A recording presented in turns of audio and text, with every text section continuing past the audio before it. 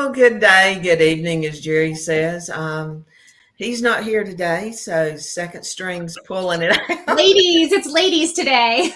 Ladies, today we're going to do the best we can, and it's going to be the way it is. So we hope it turns out well for everyone. We hope you get a lot out of it.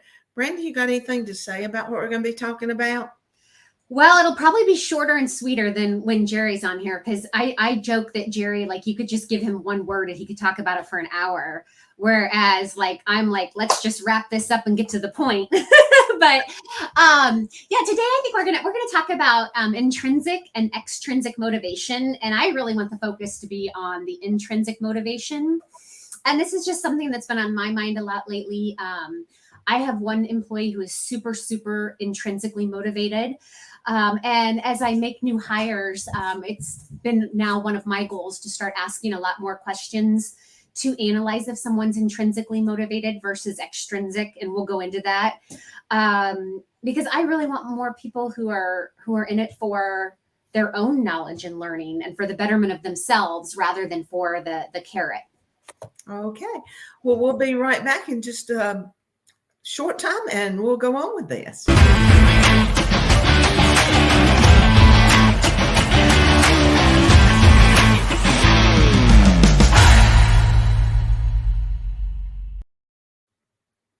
Okay, Brandi, it's time to rock and roll. Would you like to start out first by explaining extrinsic and intrinsic a little bit, at least so people have an idea of what we're talking about if they haven't done their research? So I think I was trying to think like what's the easiest way to explain it without just giving like some definition. So to me, the way I like to think of it is intrinsic motivation. It's inner. We're doing it for ourselves.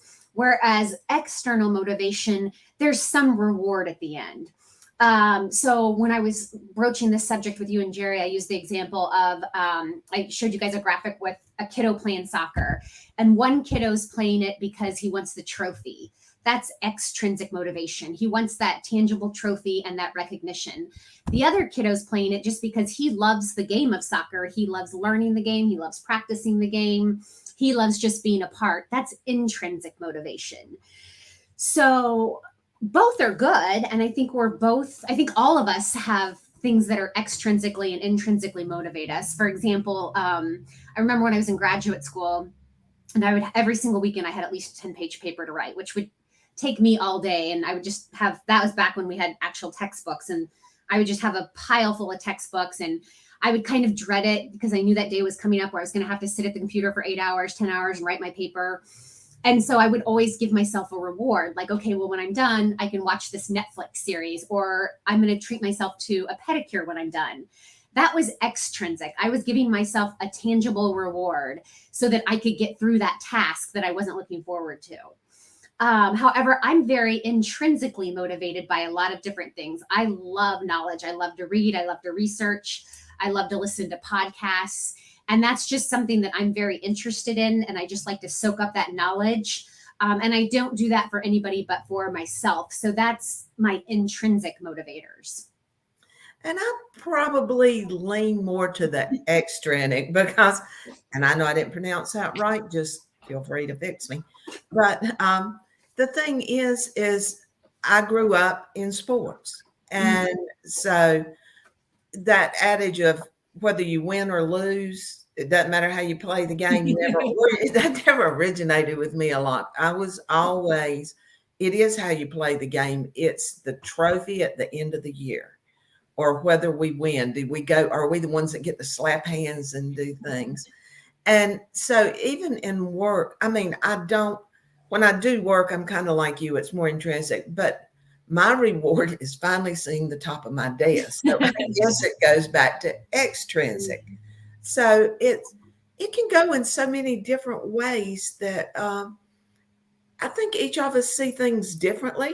And in business, probably like you, I would probably want more intrinsic because extrinsic, then you're looking, I'm looking in this fact, is it bonuses they're asking for, or are they doing it for the love of the job? Mm-hmm. But do you see that many people that do in our profession because they love the job, or is it the extrinsic, which is the paycheck at the end of the day? And I think even as business owners, I think we're extrinsically motivated. At least I personally don't know anyone that's out here just doing this for fun and they don't need the money. I think most of us like the money and we like that tangible extrinsic reward. But I think I do see a lot, especially today's generation, because this is just what research has kind of proven that they like. They like those challenges with those rewards, gamification, as you call it. So they want to have those games where who can get the highest bonus or who can get the most reviews and get that reward. And that's not a bad thing, right? Because that's all helps the business. So it's not a bad thing. Going back to your sports, we need people that are competitive and extrinsically motivated in sports, or we wouldn't have the Super Bowl. I don't know sports, but what's that other one? Super Bowl, whatever the other one is. I really don't know sports. But at the same time, when I'm looking for employees, I also want to find employees that have that high factor of intrinsic motivation, because they're going to be self-starters and they're not going to be like, okay, I just have to get this stuff done today and then I'm done. So for example, I have a CSR who is very intrinsically motivated, and thank God for her, because she has just taken us so far in our CRM, which we use Service Titan, because I remember when we were going live with it, she was going home and till midnight or 1 o'clock playing on the computer. She enjoyed learning it and figuring it out. And I didn't understand it. I do a little bit more now because I enjoy it a little bit more now, but that she was just intrinsically, oh, thank you, Chad, the World Series. Told you I don't know sports. Okay, Sheryl, I've got to divert. This will help since Jerry always takes. So Chad, I have a funny story for you. So years ago, back when it was just like Jeremy and I remember it was a Sunday night and he was making phone calls and he's calling people, and he comes upstairs and he goes, there must be some big game on or something, because I'm calling people to remind them. We don't even call people on Sunday nights anymore, but back then we did. I'm calling people to remind them of their appointment, and they keep asking if I'm watching the game. And all right, what's the one that happens like in January? Football. What is that? Is that the Super Bowl? Try that. Thank you. Yes, it was. Yes, that's what it was. See, it was the Super Bowl. The Super Bowl's on, and that's how little we know about sports in our house, because we had no idea. So I hope that made you laugh, Chad. So anyway, getting back to that. So I want people who are intrinsically motivated, because I think that they're going to do a little bit better in the workplace. And so, I have to pull statistics. So I did. So if I could go through a couple of those, and if you want to cut in anytime, Sharon or Sheryl, cut in, please.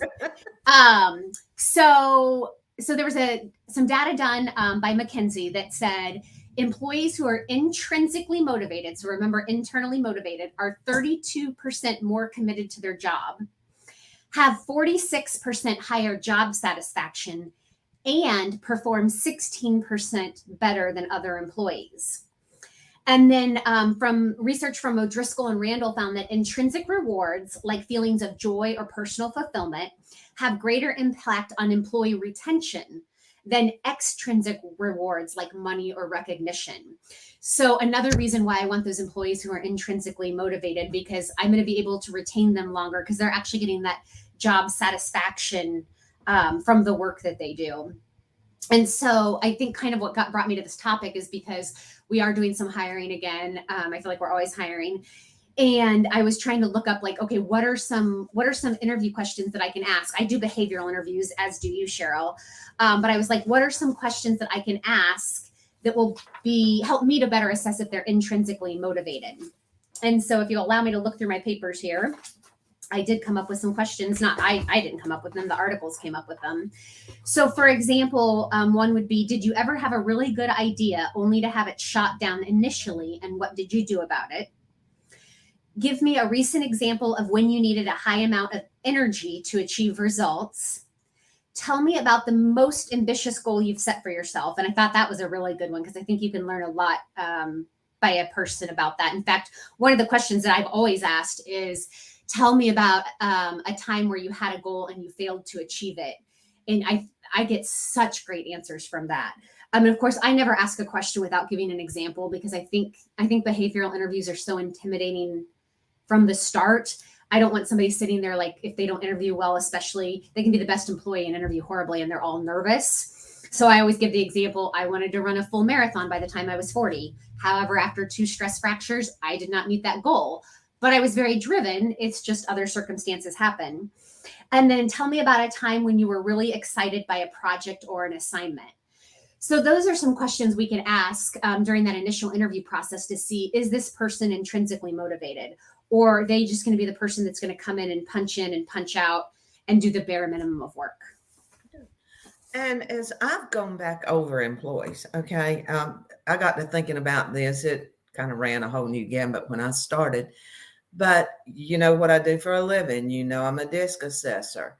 And what, as I was looking through the employees, I noticed that the majority of high D and I's were extrinsic and S and C's were intrinsic. Is that kind of what you're looking at also? It's funny that you brought that up because I also found research on the disc as I was going through this, and I was going to ask you, and I think I've asked you before because I'm always like asking you 100 questions about the disc because I know very minimal about it, but I find it so intriguing and I find it so helpful. And I don't know, you have like, I don't know, what is it, like it's like you have basically like a PhD to me in disc, whereas I just don't know that much about it.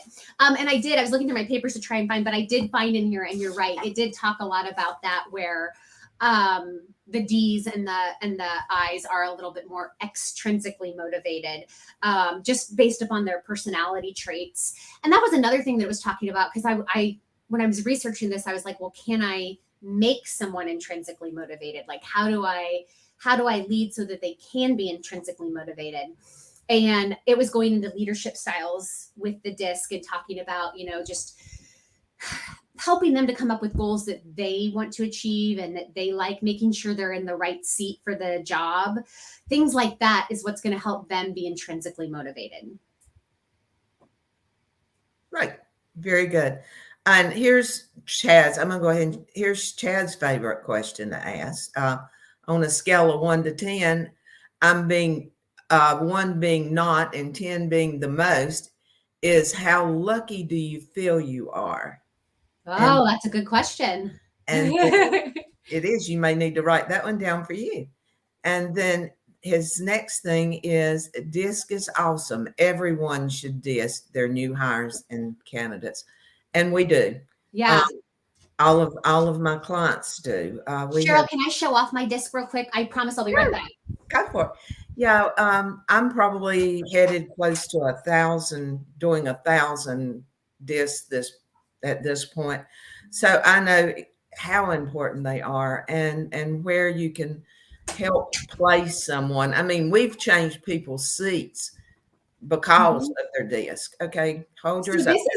So we have this hanging in our printer room, and so this is everybody in our office, and then also our 2 managers.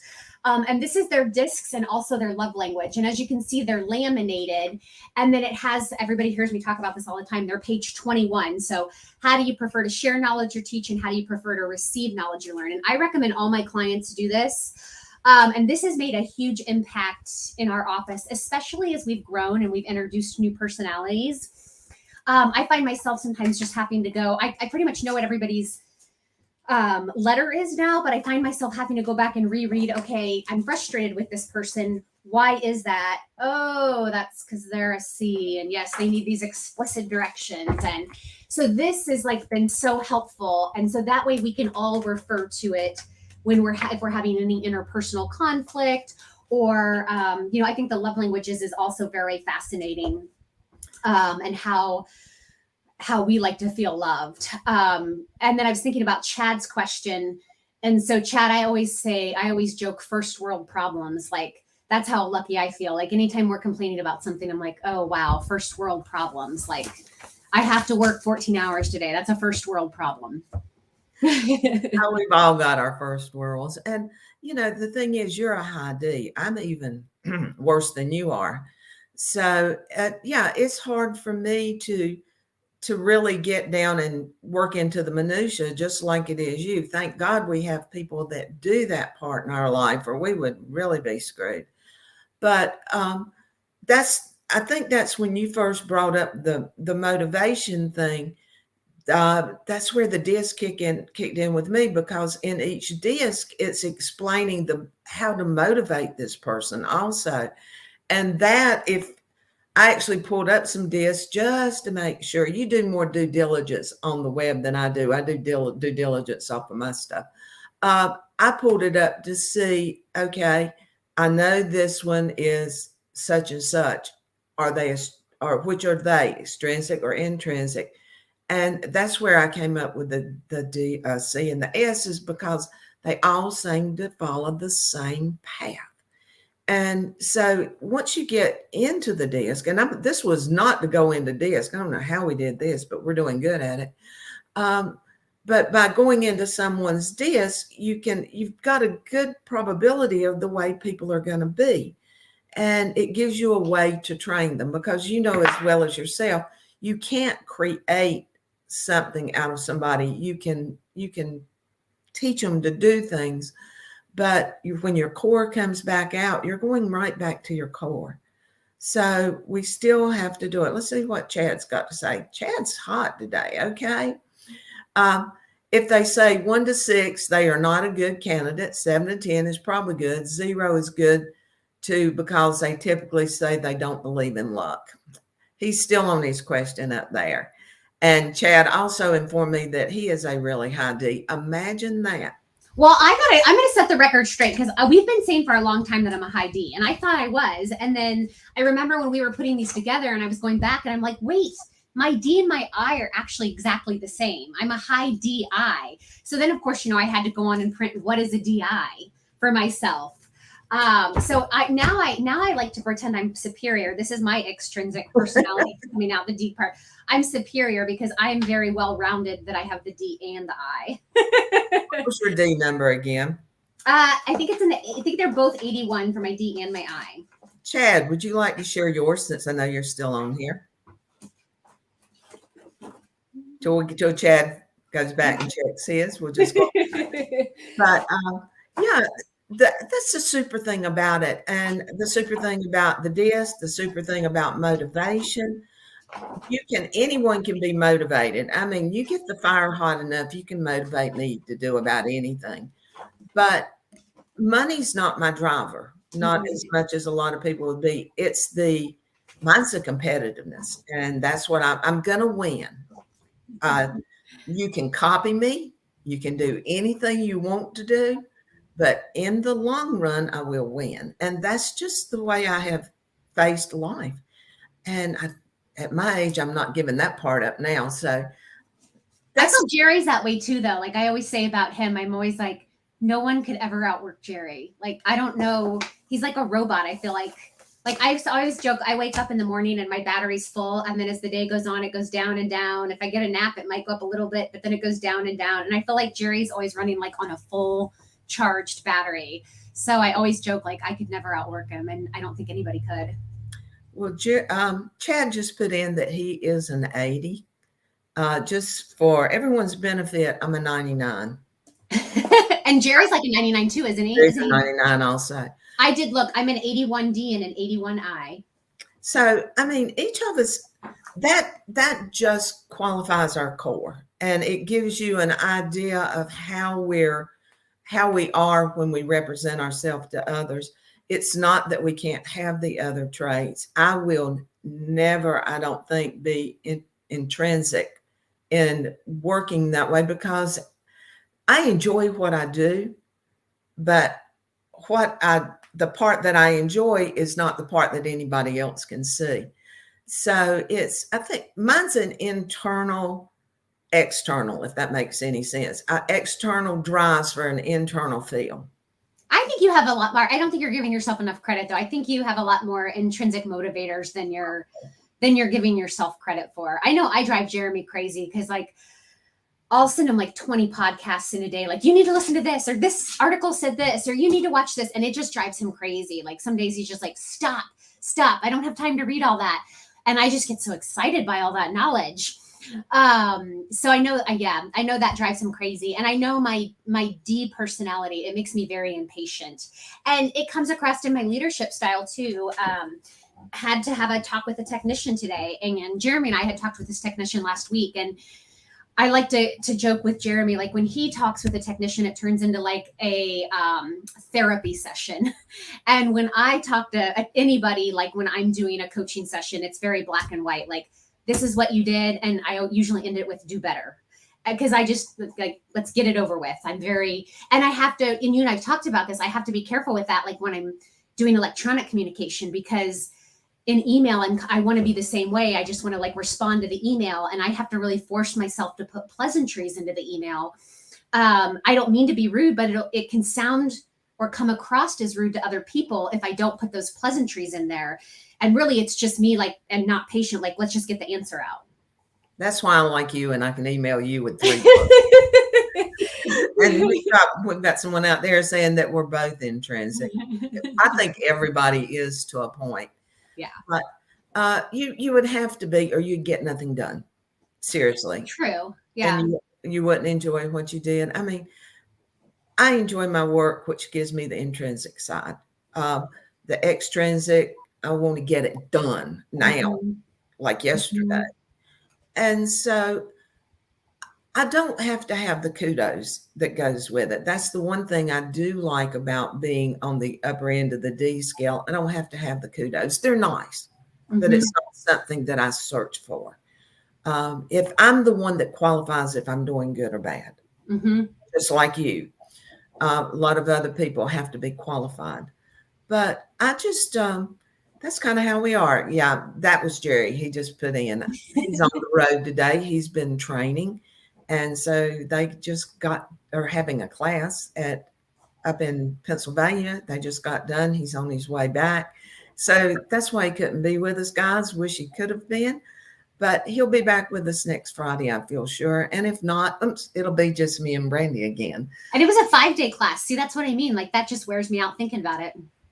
5 days. The good thing he didn't do it all alone. So he had some help on this one. That's and good. I know he appreciated that. But he's an intrinsic a lot of times, even to be a high D, because he's like you. He loves the podcast. He loves to read. He loves the knowledge that he grows for himself. And the good thing about being married to Jerry is I follow the Einstein Theory. Anything you can find out in 30 seconds or less, it's no use to set it to memory. So with Jerry, I have my encyclopedia if I need it. But well, and I think too, like, he's intrinsically motivated. Like, I see in him all the time, you know, like I like to talk a lot about servant leadership, and I see that in him. Like, he truly, I watch him help clients all the time for free. I know my husband was one for a long time, many years back, that would call him up and never paid him and asked him for like free advice all the time. And I know that he's very, you know, he gets reward out of that, intrinsic reward. And I know, like, I can call him or you up anytime, and often do, with the situation and talk it over. And you guys are never too busy for me. Oh, Chad says he's retaking the disc. Is that what it says? What he says. So what does it say below that? My settings is in the way. It's been 4 years since he had done it. Chad, take the love language and let us know your love language. I'm for service. Make sure you do the one with insights, Chad, and I'd love to see it if you don't mind. On the disc, is that what you're talking about? Yeah, I'd like to see the third section of the insights. I get more out of the third section than I do the first two. And I said, and it's the second one, the values. I know I've done all three of them. The disc is the you've got your disc, and then you've got the disc plus, which includes the values, and then you've got advanced insights, which tells you why. That's the part I love. Training for that one was a whole different ball game, but this is something I love doing. I had one guy send me one yesterday wanting to know if he took it in 2019. He said, I would love to take it again because I wasn't calm that day. He said, I don't feel like I answered right. And I want to learn about myself. And I think that's so much better than what you and I can find out when I find people that want to love themselves or learn themselves, when they know who they are and why they're doing things. And that's kind of where the motivation comes. I don't think you can get entirely motivated in anything until you know yourself. You can get excited. Mm-hmm. And a lot of times people, and you tell me if I'm wrong, people kind of mix excited up with motivated. Mm-hmm. Mm-hmm. No, I And think it's true. I mean, you can get excited about anything, but excitement drains. Mm-hmm. If you get motivated, you're going there. Mm-hmm. And motivation too. I think the other misconception about that. Now we're just see that's the problem. If you just let me talk, I'll go down 20 rabbit holes because of my ADHD. I think people too. They think that motivation is something that just comes to us naturally, and that's not always true. When I get up at 4 a.m. to go to the gym, I will tell you 6 out of 7 mornings, I'm like, oh, can I just cancel my class and sleep in today? I'm I I'm so happy once I do it, and I feel great once I do it. And my motivation for doing it is actually extrinsic because I want to look nice, and I come from a family with diabetes and Alzheimer's and heart disease, and I don't want to suffer from any of those things. But to say that I just jump out of bed every morning, yay, I get to go to the gym would be so far from the truth. I have to push myself and motivate myself to do that because of those extrinsic rewards I know are coming. And I'm just going to say this for live TV, whatever we're on here. You motivate me because I'm old enough to be your mother. So, in fact, I think my daughter is older than you, but in fact, I know she is. But you motivate me because you're doing a lot of things I can't do right now. I used to work out 6 days a week and do all the above and climb ladders 5 days a week, all day long.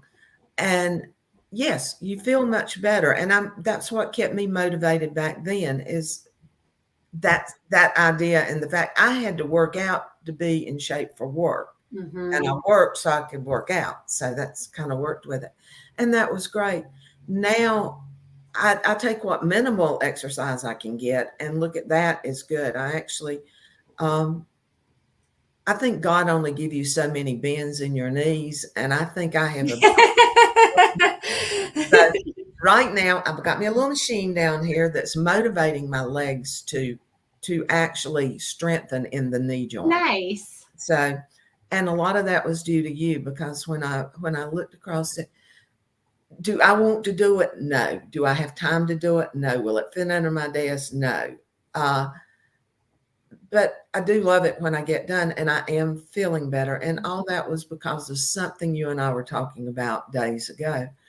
And so, yes, my grandmothers lived to be 90, 91 and 93. And I want to be there, if you know what I mean. This is the direction I'm going, or at least I'm going to try. Put that in your book. But I am motivated by my grandmothers to get there. And between your pushing and the way you push Jerry, that helps a lot. And that's motivating him to do things that I can't do. Mm-hmm. When you're so close to somebody, it's hard for them to get motivated by you, just like you with Jeremy and Jeremy with you. But when somebody on the outside's pushing you, I think it gives you that extra motivation and that incentive. That's why everybody has to have share partners if they're doing something to keep them motivated. And I think back to the work, which Jerry's going to rack us because we haven't been talking about it. I think that's needed also in business. Mm-hmm. The owner or the leader, whether it be one or two seats down, if they don't put motivation into people, whichever way it goes, I don't think you're going to have the crew that you would normally have. Mm-hmm. So you've got to keep it upbeat. You've got to work with them the way they want to be worked. And I know you do. You give more eccentric than anyone I know of. Well, you're not perfect, though. I mean, we were talking about that this morning. I mean, it's just been a week around here with like stress. And so then I think, and I had to apologize to my staff yesterday. There was something that went on and I was upset because they weren't intrinsically motivated to research into it. And I kind of snipped at them and I had to go back and say, look, I'm really sorry that was inappropriate. So I think that it's all something we always have to work on all the time. Well, if we didn't, we'd get bored. I mean, what would you do if you didn't have But yeah, but we call it working on our people, but I don't think that's right. I think it's working with them, because you can hold their hand and walk by their side much easier than you can push them up a hill. True. I think I see that in a lot of other businesses, and that they're always trying to push their employees or trying to pull them one or the other.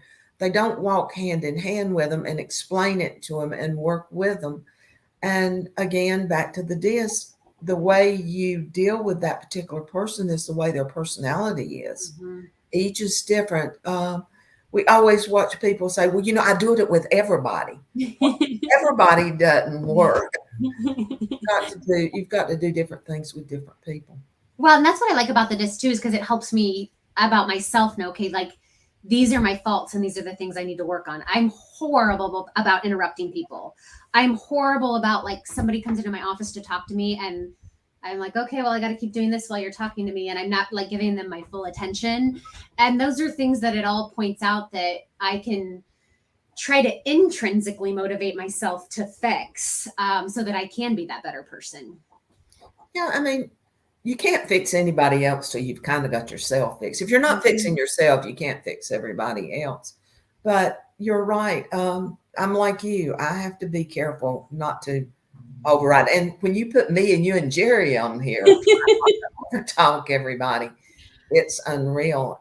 But it's at work, it's at home. I caught myself just earlier. Christina, my personal assistant, was here, and I'm sitting here typing, trying to talk to her, and I'm multitasking, so I can do it. I can tell her what I'm telling her, and I can type. But then I felt like that was rude. That was just totally rude.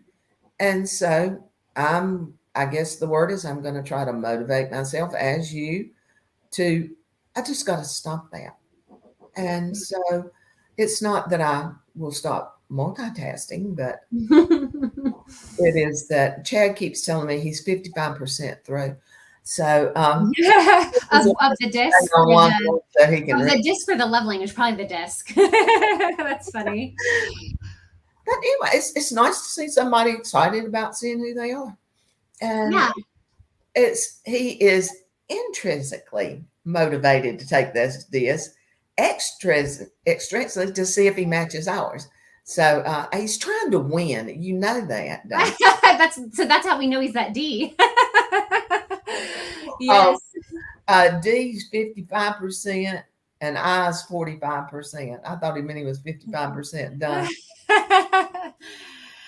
But each of us have our own thing, and each of us motivate in different ways. We're motivated in different ways. And I think for me, it's just about, how do I find more of those people that are more intrinsically motivated than extrinsically, so that I can have that engagement and I can have that retention, and I can have that person that they're not getting certified because they get a raise. They're getting certified because they are hungry for that knowledge.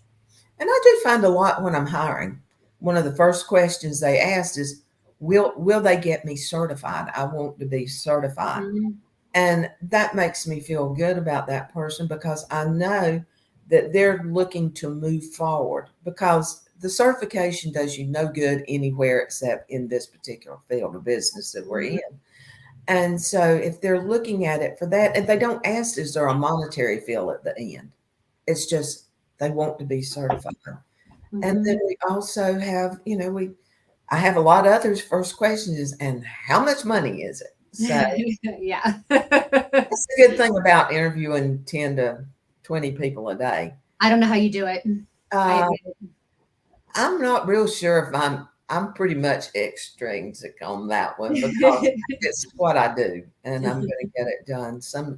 And you find some good people. I've talked to several super people today. Also talked to some not quite so super, but it's been a good day. And actually, to be honest, I don't have any more this evening, so that's how I get by with it. I block a little bit of time. You have to keep your mentality. Yes. But it's so nice to see people when they really want something, and when they're, besides, everybody wants a paycheck. I work for money. You work for money. Everybody needs a paycheck. But it's nice to see people when they want the training. And that's another question. Do they train us or do they just throw us out to the dogs? And that I like, because that way I know I can take these people and mold them. I mean, Mhm. that motivates me to be able to teach them. And so that's why we do this. I mean, that's why we have all our training that we do. That's why you go out and train. That's why we do. And you've got a thing here in a couple weeks. You've got a 2-day training that you're headed to. A couple weeks, months. I But actually have in next week, not next week, the week after. I actually have a client sending his office people here, and so my girls are really excited about that because it's not Brandi leaving for a change. The people come here, and that will be part of their experience is spending time with my CSRs and seeing what they do. So yeah. that's exciting. And that's my eccentric side is training. I Mhm. love I love to see that light go off in people's eyes. That's my reward for that. I 100% agree. I was telling Jeremy, I have a client, they're a franchise client. They're not in our industry. And they have one CSR there. So I meet with their CSRs once a week and they have one CSR there that like, I know when I meet with her, I have to have all my I's dotted and my T's crossed because I'm going to give her feedback and she's going to ask for 10 times more feedback. Like she is so hungry and motivated and wants so much knowledge. And I give them homework every week and she asks for like extra credit homework. Like she just is like a sponge and I love it. And it's nice because it challenges me because I know, okay, I'm not just going to walk into this Zoom meeting and we're going to talk about the week and this is what you need to do better. I know we're going to walk in and she's going to be like, and what else can I do? And what else can I do? And I love it. I just love to see that light bulb. And that's what I train. That's what I love training and teaching for. I love doing my disc. I like doing the analysis at the end and the assessments because I can see these people like, oh, that's why this happens. This is what's happening, and it's just a super feeling when you get back. I got one back the other day. You did my assessment not long ago, and I've changed this, and my wife talks to me. Okay, here's one from our famous traveler. Okay, if I can get it to work, it's not wanting to work on me today. Um, there we go. This is not my game, huh? Jerry, and I'm sure Jerry put on, as I'm traveling home, it is a really good feeling to see people soaking it in, Jerry. And Chad said he loves seeing the aha moments. Yes, I agree. I couldn't agree more. So the thing is regardless of what you do, don't not spend a good chunk of your time motivating other people because Mhm. I can clean off every piece on this desk, okay? And the only thing that's helped out is I got more room to put stuff. But if I can train someone on what to do, then I can go from that point and move them to a different world. And when they can get into that world, I mean, I've lived through the years that I really need to push learning. Okay. I'll never quit learning. But when I can take a 20, 30, 20, 25-year old and start molding them into where they're like you, they're eccentric, where they're wanting to be motivated, where they're wanting to do things, it just don't get any better than that. I absolutely agree. I absolutely agree. But yeah, Jerry, here we go. Here you go, Brandi. You two are doing so good. You may fire me. We might, because usually he's just like interviewing us. We might have Yeah, to think on that, this may Cheryl. be the Brandi and Sheryl show next That's week. right. He might have to go get his own thing on Fridays. Own gig. And I think Jerry's trying. That was a motivational thing for you. Did you feel that? But yeah, even on here, are we doing a lot of the way Jerry does it because he is taking questions and answers? Mhm. this for me, if it was, and I'm thinking it's the same way for you. Yes, we were set up just to do extrinsic and intrinsic, and and I'm going to pronounce that right after a while. That's where we headed. My goal, once we got into this a little bit, was just to show people the need to motivate, the need to be motivated, and inspire. It's not all about you. That's the biggest. And here goes my rabbit hole. Okay. And I go, there's so many people thinks it's all about me. It's what I do. It's what I accomplish, what I can get in the world. No, it's not. What it is the kind words you say that make people feel good, the good deeds that you do, the things you put out to the world, and what you can give to other people. And just start with a smile. I say that on most podcasts that I'm on.